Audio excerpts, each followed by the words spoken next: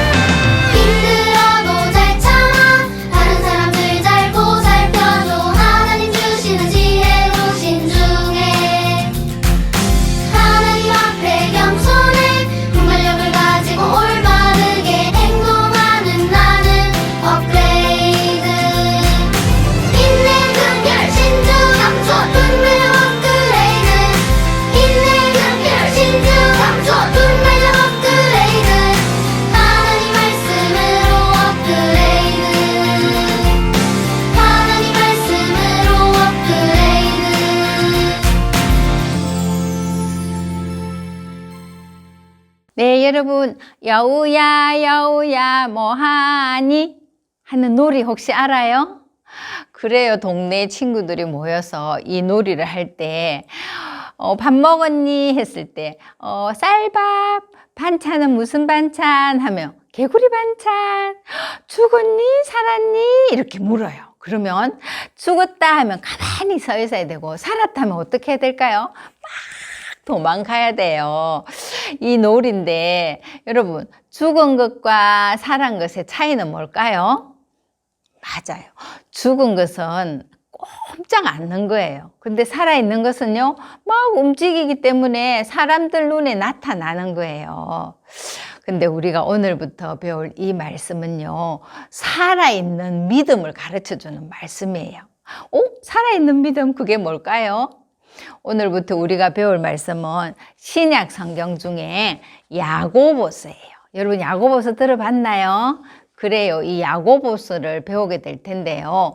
야고보서에서는 중요한 게 뭐냐면은 너가 정말 예수님을 믿는다면 믿음을 나타내라, 행동으로 보여라, 이런 말씀이에요.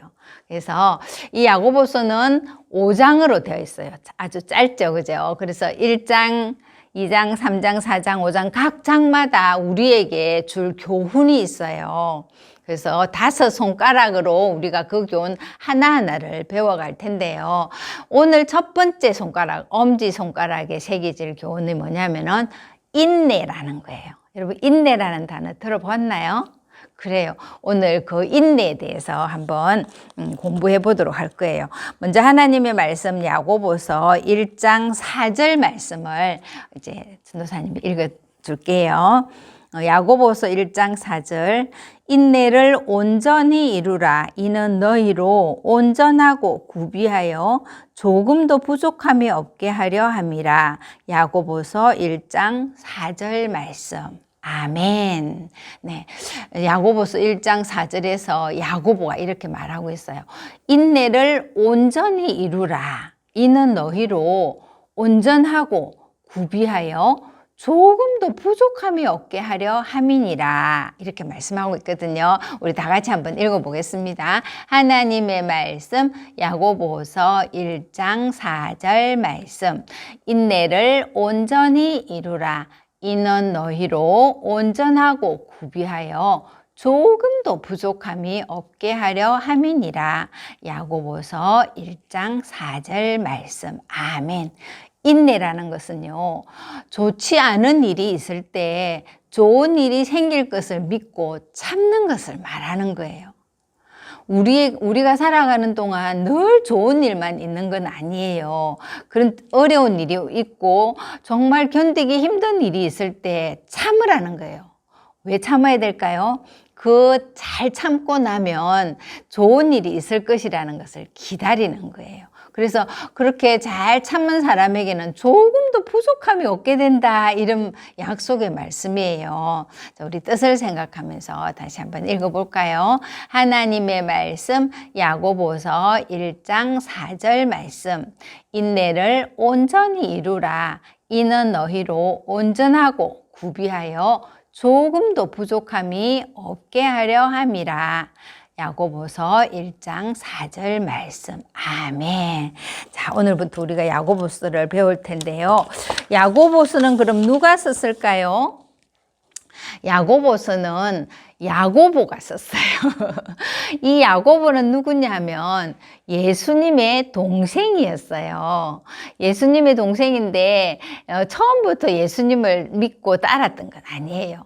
예수님이 30살까지는 가족들과 함께 살았어요. 그러나 30살부터는 이제 예수님은 하나님의 아들로서의 그런 공적인 삶을 살기 위해서 집에 계실 수가 없었죠. 그래서 집을 나와서 여기저기 다니면서 하나님의 복음을 전파했잖아요. 그런데 동생 야고보가 생각할 때는 아니 형은 왜 집을 떠나는 거야 하고 별로 좋아하지 않았어요.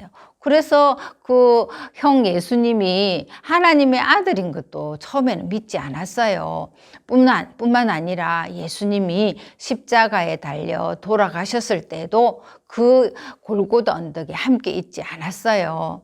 자, 그런 야고보가 어떻게 이런 편지를 쓰게 되었을까요? 그것은 바로 예수님이 하늘나라로 올라가신 후 성령님을 보내주셨잖아요. 그때 제자들이 모두 성령의 충만함을 입고 마음이 뜨거워져서 예수님을 전하러 다니기 시작했어요.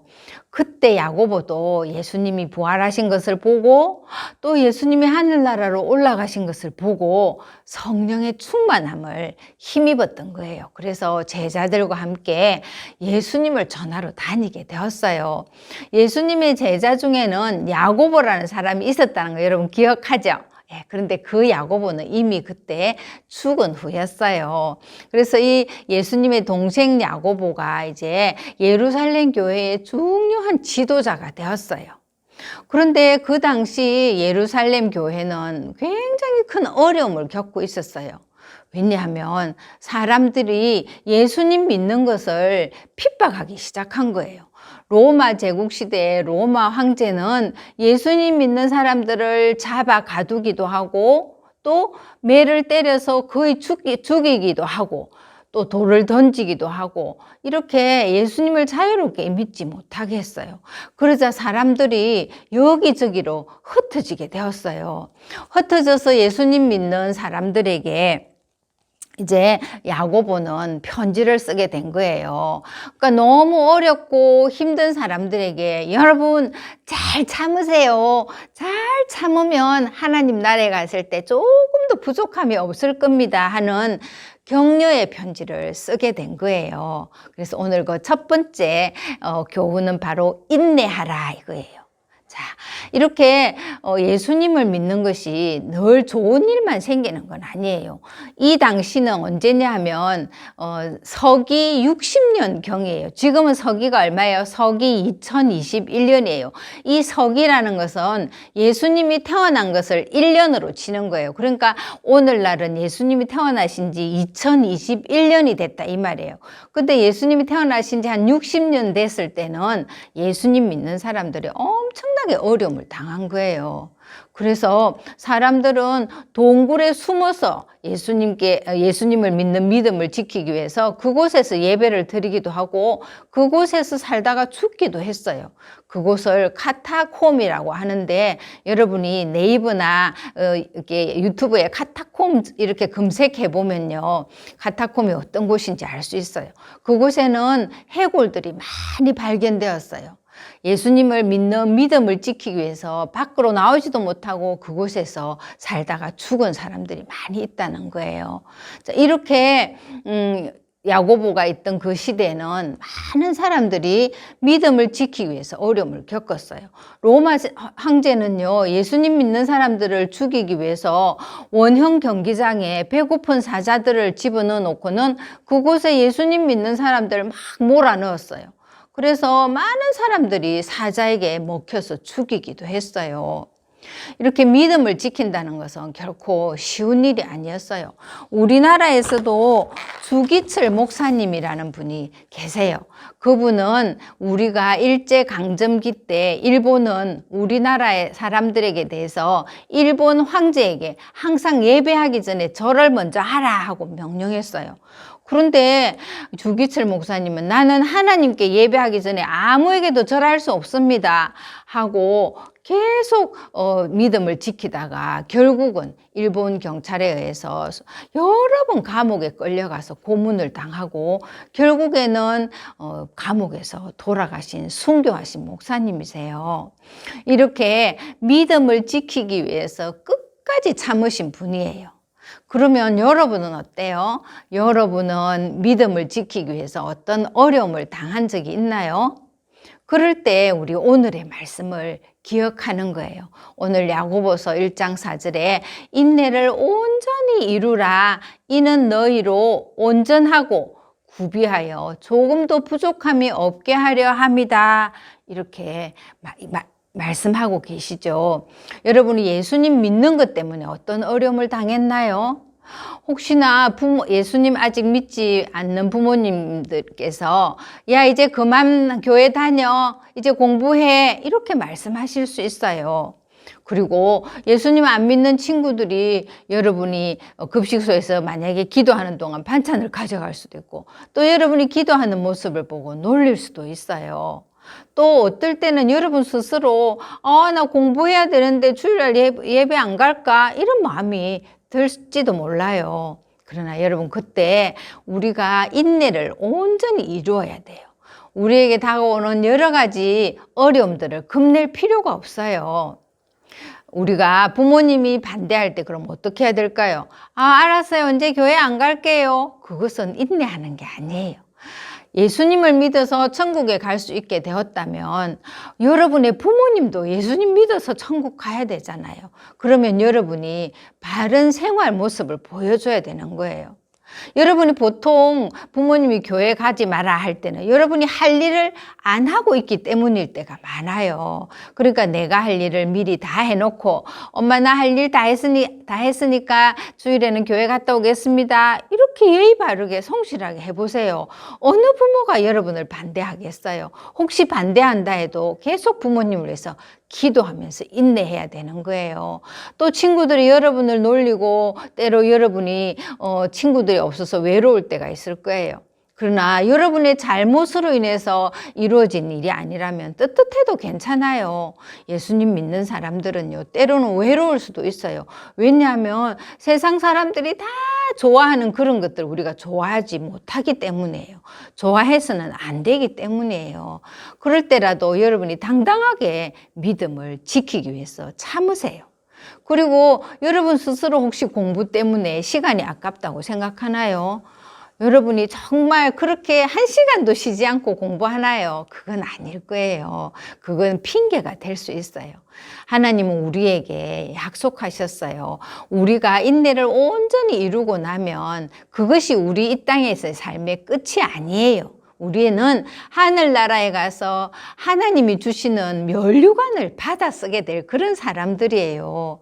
그날을 생각하면서 우리가 온전히 인내할 수 있어야 돼요.